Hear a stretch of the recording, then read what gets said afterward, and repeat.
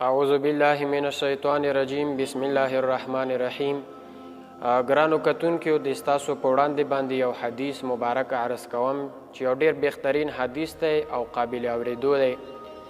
نبی علیه الصلاۃ والسلام مبارک فرمایي چې کوم انسان کور ته داخليږي او په دې ټینګ کې د دریو خبرو اهتمام وکړي نو الله تبارک وتعالی به دغه انسان باندې د رزق څومره دروازې دا ټولې د رزق دروازې به الله تبارک وتعالی کولاو کی، برکتونه به په کور کې موجوده شي، همدارنګې رحمتونه به د الله د طرف نه راوریږي او د رزق دروازې به الله تبارک وتعالی کولاو کی.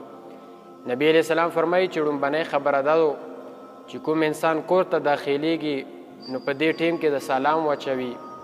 رونو سلام مقصد و غرض دا چې تاسو په سلامت کې وو، یعنی د مصائب او د غمونو نه. اول نمبر خبره ده.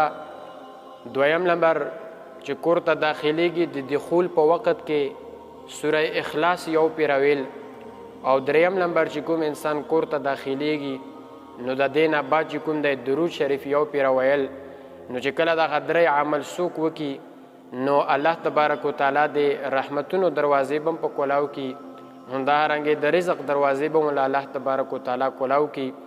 نورونو ما او تا ته دا حدیث مبارک ډیر سبق آموز دی چې زه ته دا حدیث مبارک د ځان دپاره یو ذخیره وګڼو او په دې حدیث مبارک باندې عمل وکړو، ځکه چې ما او تا ته په دې دریو وړو خبرو باندې د الله رحمت میلاویږي.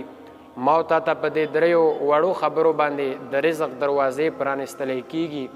ما او تا ته په دغه دریو وړو خبرو باندې د الله رحمت چې کوم دی هغه نازلیږي. نو مختصر خبرې دي او مطلب دا چې برکات او فیضات ډیر دي. الله تبارک وتعالی د خبرې طرز عمل وګرځولی کی.